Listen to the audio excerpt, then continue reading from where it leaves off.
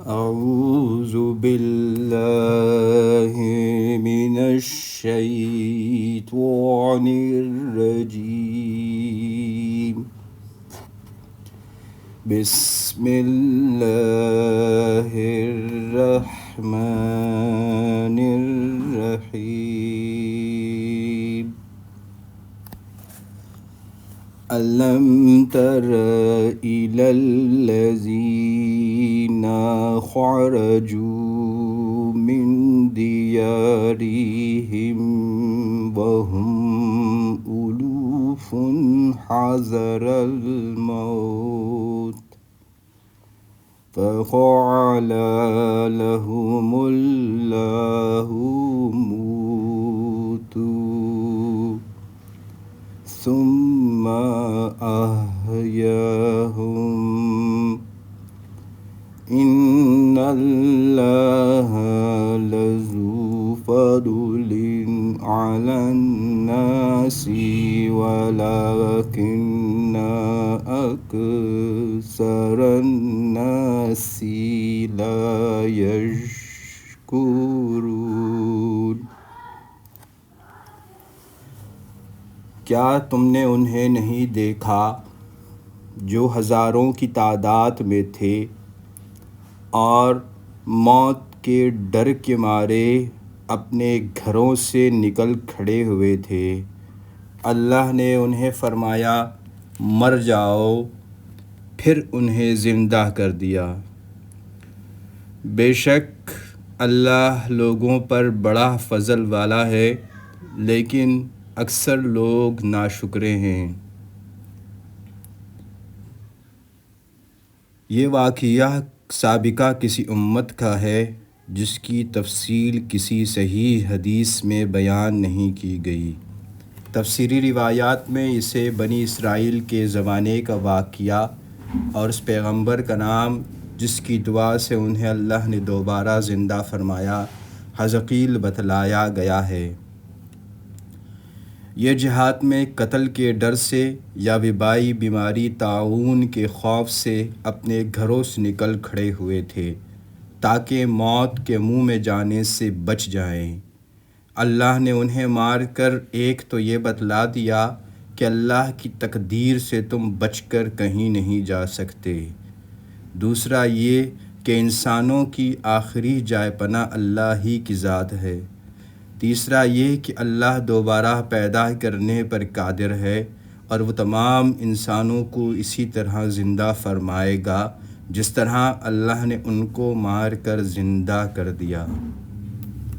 اگلی آیت میں مسلمانوں کو جہاد کا حکم دیا جا رہا ہے۔ اس سے پہلے اس واقعے کے بیان میں یہی حکمت ہے کہ جہاد سے جی مت چراؤ۔ موت و حیات تو اللہ کے قبضے میں ہے اور اس موت کا وقت بھی متعین ہے جسے جہاد سے گریز و فرار کر کے تم ٹال نہیں سکتے۔ وَقَاتِلُوا فِي سَبِيلِ اللَّهِ وَاعْلَمُوا أَنَّ اللَّهَ سَمِيعٌ عَلِيمٌ۔ اللہ کی راہ میں جہاد کرو اور جان لو کہ اللہ سنتا جانتا ہے۔ من ذا الذی یقرض اللہ قرضا حسنا فیضاعفہ له اضعافا کثیرا واللہ یقبض ویبسط وَإِلَيْهِ تُرْجَعُونَ۔ ایسا بھی کوئی ہے جو اللہ کو اچھا قرض دے، پس اللہ اسے بہت بڑھا چڑھا کر عطا فرمائے۔ اللہ ہی تنگی اور کشادگی کرتا ہے اور تم سب اسی کی طرف لوٹائے جاؤ گے۔ قرض حسن سے مراد اللہ کی راہ میں اور جہاد میں مال خرچ کرنا ہے، یعنی جان کی طرح مالی قربانی میں بھی تعامل مت کرو۔ رزق کی کشادگی اور کمی بھی اللہ کے اختیار میں ہے، اور وہ دونوں طریقوں سے تمہاری آزمائش کرتا ہے، کبھی رزق میں کمی کر کے اور کبھی اس میں فراوانی کر کے۔ پھر اللہ کی راہ میں خرچ کرنے سے تو کمی بھی نہیں ہوتی، اللہ اس میں کئی گنا اضافہ فرماتا ہے، کبھی ظاہری طور پر، کبھی معنوی اور روحانی طور پر اس میں برکت ڈال کر، اور آخرت میں تو یقیناً اس میں اضافہ حیران کن ہوگا۔ أَلَمْ تَرَ إِلَى الْمَلَإِ مِنْ بَنِي إِسْرَائِيلَ مِنْ بَعْدِ مُوسَى إِذْ قَالُوا لِنَبِيٍّ لَهُ ابْعَثْ لَنَا مَلِكًا نُقَاتِلْ فِي سَبِيلِ اللَّهِ قَالَ هَلْ عَسَيْتُمْ إِن كُتِبَ عَلَيْكُمُ الْقِتَالُ أَلَّا تُقَاتِلُوا قَالُوا وَمَا لَنَا أَلَّا نُقَاتِلَ فِي سَبِيلِ اللَّهِ وَقَدْ أُخْرِجْنَا مِنْ دِيَارِنَا وَأَبْنَائِنَا فَلَمَّا كُتِبَ عَلَيْهِمُ الْقِتَالُ تَوَلَّوْا إِلَّا قَلِيلًا مِّنْهُمْ وَاللَّهُ عَلِيمٌ بِالظَّالِمِينَ۔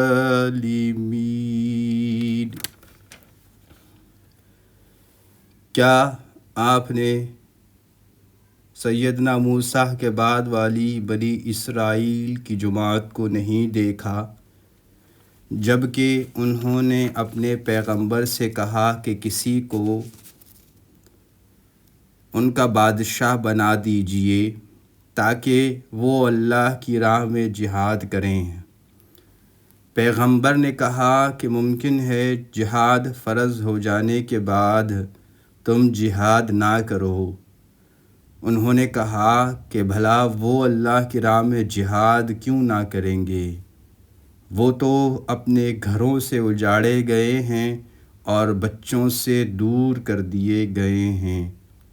پھر جب ان پر جہاد فرض ہوا تو سوائے تھوڑے سے لوگوں کے سب پھر گئے، اور اللہ ظالموں کو خوب جانتا ہے۔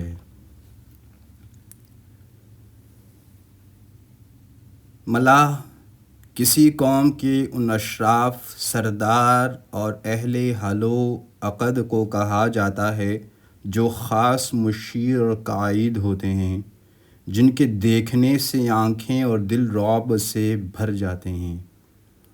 ملاح کے لغوی معنی بھرنے کے ہیں، بحوالہ ایسر التفاسیر۔ جس پیغمبر کا یہاں ذکر ہے اس کا نام شموئیل بتلایا جاتا ہے۔ ابن کثیر وغیرہ مفسرین نے جو واقعہ بیان کیا ہے اس کا خلاصہ یہ ہے کہ بنو اسرائیل سیدنا موسیٰ علیہ السلام کے بعد کچھ عرصے تک تو ٹھیک رہے، پھر ان میں انحراف آ گیا، دین میں بدعات ایجاد کر لیں، حتیٰ کہ بتوں کی پوجا شروع کر دی۔ انبیاء ان کو روکتے رہے لیکن یہ معصیت اور شرک سے باز نہیں آئے۔ اس کے نتیجے میں اللہ نے ان کے دشمنوں کو ان پر مسلط کر دیا، جنہوں نے ان کے علاقے بھی چھین لیے اور ان کی ایک بڑی تعداد کو قیدی بھی بنا لیا۔ ان میں نبوت وغیرہ کا سلسلہ بھی منقطع ہو گیا۔ بالآخر بعض لوگوں کی دعاؤں سے شمویل نبی پیدا ہوئے، جنہوں نے دعوت و تبلیغ کا کام شروع کیا۔ انہوں نے پیغمبر سے مطالبہ یہ کیا کہ ان کے لیے ایک بادشاہ مقرر کر دیں جس کی قیادت میں وہ دشمنوں سے لڑیں۔ پیغمبر نے ان کے سابقہ کردار کے پیش نظر کہا کہ تم مطالبہ تو کر رہے ہو، لیکن اندازہ یہ ہے کہ تم اپنی بات پر قائم نہیں رہو گے۔ چنانچہ ایسا ہی ہوا جیسا کہ قرآن نے بیان کیا ہے۔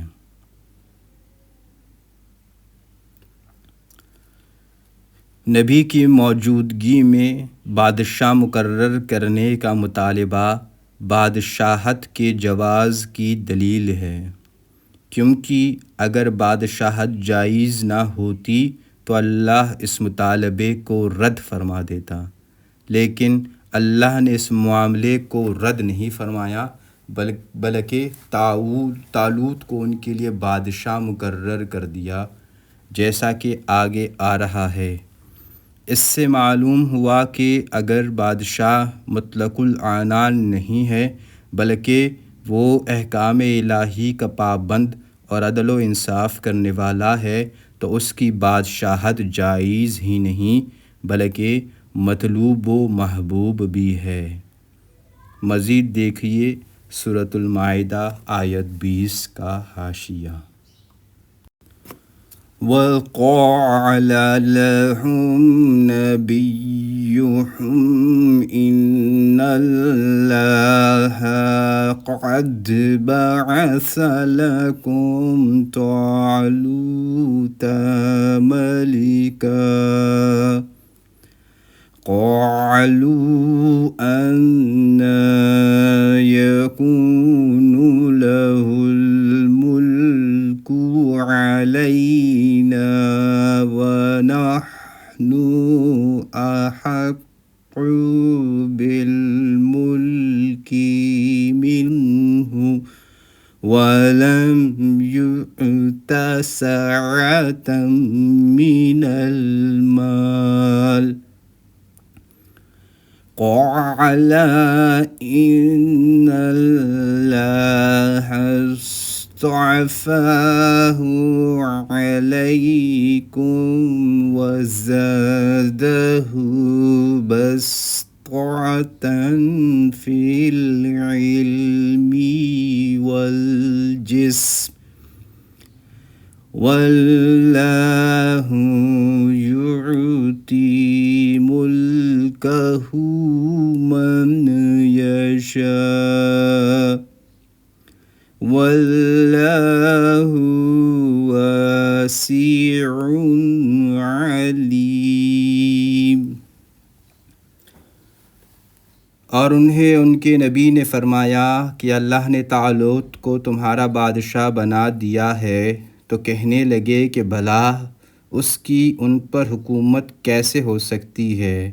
اس سے تو بہت زیادہ حقدار بادشاہت کے وہ ہیں، اس کو تو مالی کشادگی بھی نہیں دی گئی۔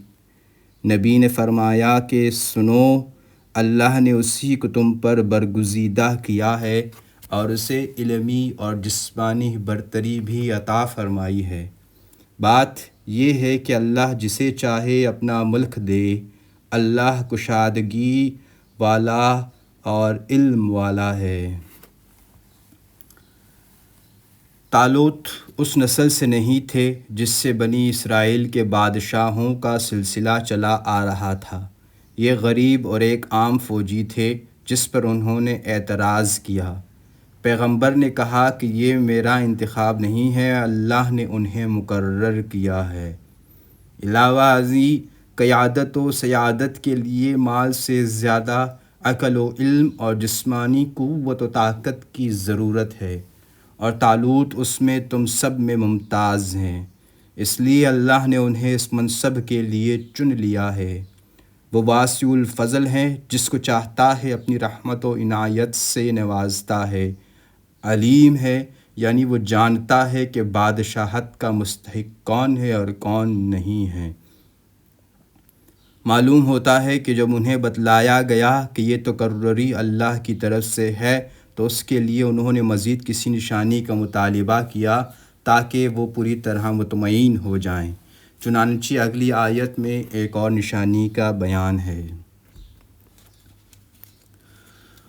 وَقَالَ لَهُمْ نَبِيُّهُمْ إِنَّ آيَةَ مُلْكِهِ أَنْ يَأْتِيَكُمُ التَّابُوتُ فِيهِ سَكِينَةٌ مِّن رَبِّكُمْ وَبَقِيَّةٌ مِّمَّا تَرَكَ آلُ مُوسَىٰ وَآلُ هَارُونَ تَحْمِلُهُ الْمَلَائِكَةُ إِنَّ فِي ذَلِكَ لَآيَةً لَكُمْ إِن كُنتُم مُّؤْمِنِينَ۔ ان کے نبی نے انہیں پھر کہا کہ اس کی بادشاہت کی ظاہری نشانی یہ ہے کہ تمہارے پاس وہ صندوق آ جائے گا جس میں تمہارے رب کی طرف سے دل جمعی ہے، اور آل موسیٰ اور آل ہارون کا بقیہ ترکہ ہے۔ فرشتے اسے اٹھا کر لائیں گے۔ یقیناً یہ تو تمہارے لیے کھلی دلیل ہے اگر تم ایمان والے ہو۔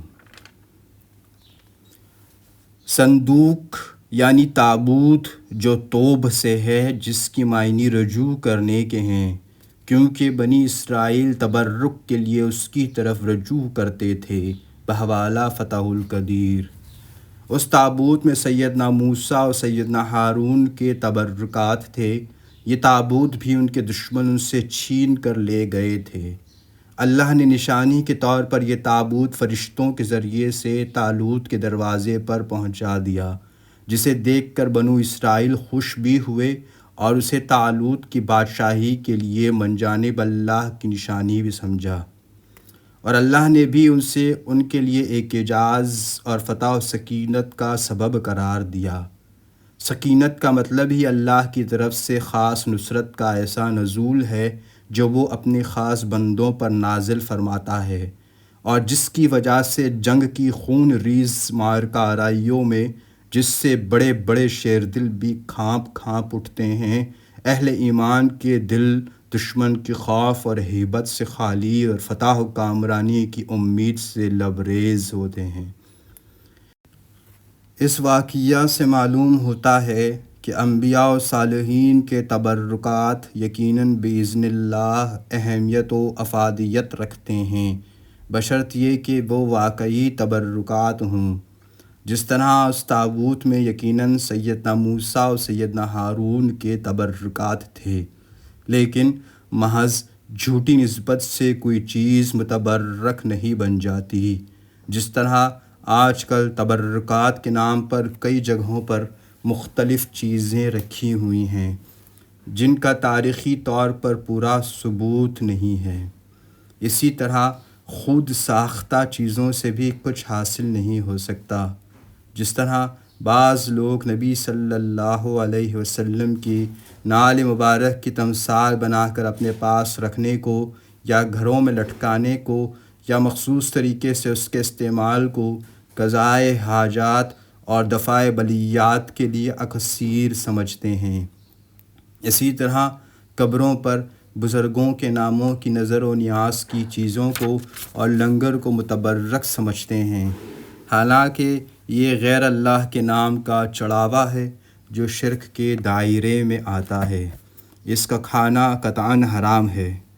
قبروں کو غسل دیا جاتا ہے اور اس کے پانی کو متبرک سمجھا جاتا ہے، حالانکہ قبروں کو غسل دینا بھی خانہ کعبہ کے غسل کی نقل ہے، جس کا کوئی جواز نہیں ہے۔ یہ گندا پانی کیسے متبرک ہو سکتا ہے؟ بہرحال یہ سب باتیں غلط ہیں جن کی کوئی اصل شریعت میں نہیں ہے۔